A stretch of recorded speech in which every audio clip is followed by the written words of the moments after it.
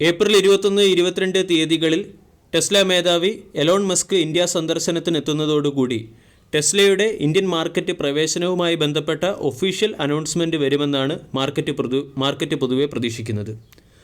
$500 million manufacturing സെക്ടറിൽ invest ചെയ്യുകയാണെങ്കിൽ import ചെയ്യുന്ന ഇലക്ട്രിക് വെഹിക്കിൾ കാർ മോഡലുകൾക്ക് മുകളിലുള്ള ഇമ്പോർട്ട് ടാക്സ് 100% നിന്നും 15%-ലേക്ക് ഗവൺമെൻറ് കുറച്ചേക്കും എന്ന വാർത്ത കൂടി വന്നതിന് ശേഷം ടെസ്ല എൻട്രി ലെവൽ കാറുകൾ ഇന്ത്യയിൽ മാനുഫാക്ചർ ചെയ്യുന്നതിന് വേണ്ടി ഒരു മാനുഫാക്ചറിംഗ് പ്ലാന്റ് ആരംഭിക്കും എന്ന അഭ്യൂഹം മാർക്കറ്റിൽ ശക്തമാണ്.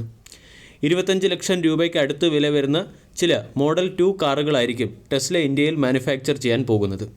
അതോടൊപ്പം തന്നെ സ്റ്റാർലിങ്ക് ഇൻ്റർനെറ്റ് സർവീസുമായി ബന്ധപ്പെട്ട അനൗൺസ്മെൻറ്റും ഏപ്രിൽ 22-ാം തീയതി നമ്മൾക്ക് പ്രതീക്ഷിക്കാവുന്നതാണ്.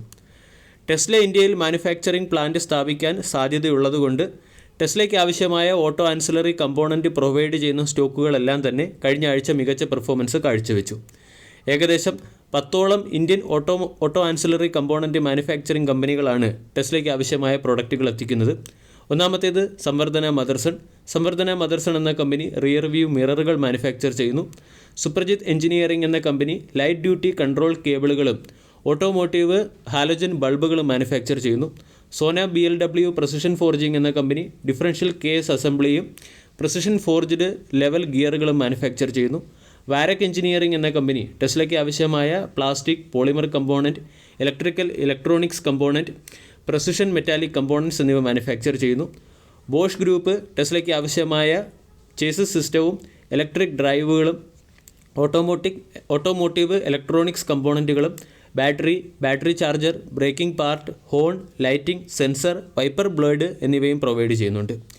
ഹിൻഡാൽകോ ഇൻഡസ്ട്രീസ് മെറ്റൽ പാർട്ടുകളും ഗുഡ് ലക്ക് ഇന്ത്യ എന്ന കമ്പനി സ്റ്റീൽ പാർട്ടുകളും വാലിയൻ്റ് കമ്മ്യൂണിക്കേഷൻ ടെസ്ലയ്ക്ക് ആവശ്യമായ ടെക് ഹാർഡ്വെയറുകളും സപ്ലൈ ചെയ്യുന്നു. ഇതോടൊപ്പം തന്നെ SKF എന്ന കമ്പനി ടെസ്ലയ്ക്ക് ആവശ്യമായ ബിയറിങ്ങുകൾ സപ്ലൈ ചെയ്യുന്നുണ്ട്. സാന്താർ ടെക്നോളജി എന്ന കമ്പനി വൈപ്പർ സബ്സിസ്റ്റം പ്രൊവൈഡ് ചെയ്യുന്നുണ്ട്. ഈ 10 സ്റ്റോക്കുകൾ കഴിഞ്ഞ ഒരാഴ്ചയായി ഡീസൻറ്റ് പെർഫോമൻസ് കാഴ്ചവെക്കുന്നു.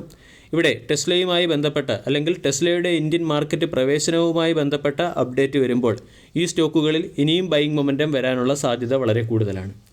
ഇതോടൊപ്പം തന്നെ ഭാരത് ഫോർജ് എന്ന കമ്പനിയുമായും ടെസ്ല ചർച്ചകൾ നടത്തുകയാണ്. 2023 വർഷത്തിൽ ഏകദേശം $1 ബില്യൺ തുല്യമായ അല്ലെങ്കിൽ $1 ബില്യൺ വില വരുന്ന ഓട്ടോമൊബൈൽ കമ്പോണൻറ്റുകളായിരുന്നു ടെസ്ല ഇന്ത്യയിൽ നിന്നും ഇമ്പോർട്ട് ചെയ്തത്. വരും വർഷങ്ങളിൽ ഇത് ഇരട്ടിയോ അല്ലെങ്കിൽ ഇരട്ടിയിലധികമാകുമെന്നാണ് പല അനലിസ്റ്റുകളും പറയുന്നത്. ഈ ന്യൂസുകളുടെ പശ്ചാത്തലത്തിൽ ഓട്ടോ ആൻസിലറി സ്റ്റോക്കുകളെ, പ്രത്യേകിച്ചും ടെസ്ലയ്ക്ക് ആവശ്യമായ പ്രൊഡക്റ്റുകൾ നിർമ്മിക്കുന്ന ഓട്ടോ ആൻസിലറി സ്റ്റോക്കുകളെ വരും ദിവസങ്ങളിൽ ശ്രദ്ധിക്കാവുന്നതാണ്. ടെസ്ല എന്ന കമ്പനി ടാറ്റ ഇലക്ട്രോണിക്സുമായി ചേർന്ന് സെമി കണ്ടക്ടർ ചിപ്പ് മാനുഫാക്ചർ ചെയ്യുന്നതിന് വേണ്ടി ഒരു സ്ട്രാറ്റജിക് ഡീലിൽ ഒപ്പുവെച്ചു.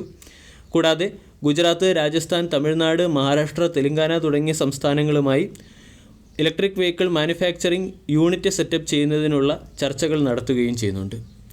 ടെസ്ലയുടെ ഇന്ത്യയുടെ ചില പ്രധാന പ്ലാനുകളെക്കുറിച്ചുള്ള അപ്ഡേറ്റും പുറത്തു വന്നു. ഏകദേശം 20 മുതൽ 25 ലക്ഷം വില വരുന്ന ലോ കോസ്റ്റ് ഇലക്ട്രിക് വെഹിക്കിൾ കാറുകൾ നിർമ്മിക്കുന്നതിന് വേണ്ടി ഒരു മാനുഫാക്ചറിംഗ് പ്ലാന്റ് സെറ്റപ്പ് ചെയ്യുക. ഇവിടെ നിന്നും നിർമ്മിക്കുന്ന കാറുകൾ സൗത്ത് ഏഷ്യൻ കൺട്രികളിലേക്കും ആഫ്രിക്കയിലേക്കും എക്സ്പോർട്ട് ചെയ്യുക. ചൈന പ്ലസ് വൺ എന്ന സ്ട്രാറ്റജി പ്രകാരം ഇന്ത്യയെ മറ്റൊരു ആൾട്ടർനേറ്റീവ് ഓട്ടോമൊബൈൽ മാനുഫാക്ചറിംഗ് ഹബ്ബാക്കി വളർത്തിക്കൊണ്ടുവരിക.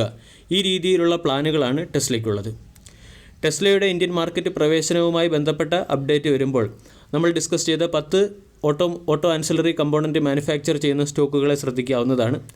ഇവിടെ വളരെ അട്രാക്റ്റീവ് ലെവലിൽ ട്രേഡ് ചെയ്യുന്ന ചില സ്റ്റോക്കുകൾ കൂടിയുണ്ട്.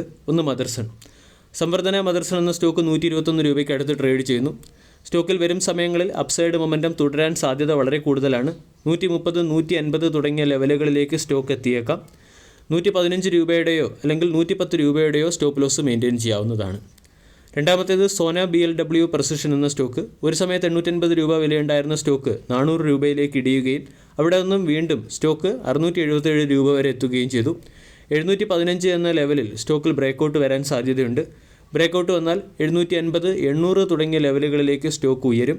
600 എന്ന ലെവൽ സ്റ്റോക്കിൻ്റെ പ്രധാന സപ്പോർട്ടായി പ്രവർത്തിക്കും. വീഡിയോ എല്ലാവർക്കും ഇഷ്ടമായി എന്ന് വിശ്വസിക്കുന്നു. താങ്ക്